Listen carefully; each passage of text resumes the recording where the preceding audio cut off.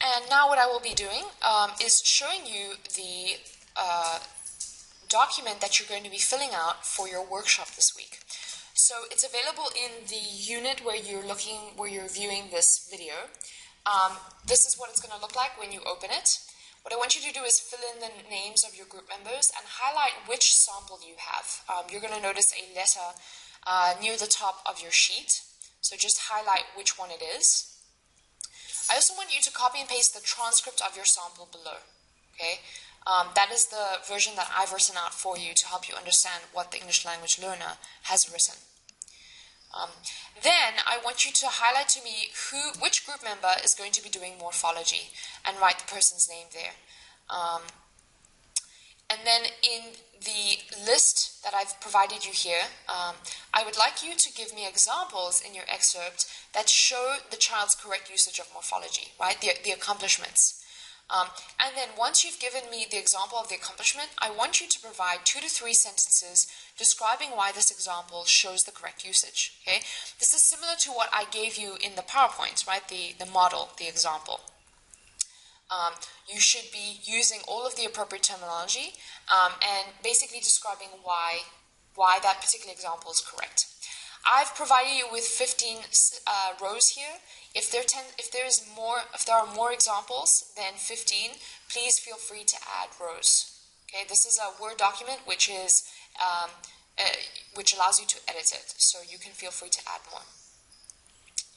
Okay, then still on the case of morphology, in the numbered rows that I show you here, I want you to list 3 examples in your excerpt that show the child's incorrect usage of morphology. Okay, so you're going to give me 3, and you're going to highlight one of them which you feel comfortable with to write up for your project. Okay, and next to all 3 of the examples of challenges, I would like you to write 2 to 3 sentences describing why this example shows incorrect usage.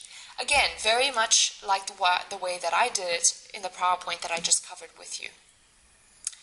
Okay, and then you will be doing the same thing for syntax, giving me the accomplishments, all of the accomplishments, and then choosing 3 examples of errors for syntax and giving me the 2 to 3 sentence write-up describing why.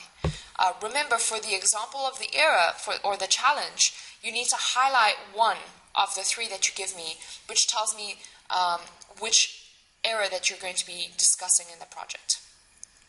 And then the same thing with semantics. What I would encourage you to do is to break up this workshop by group member.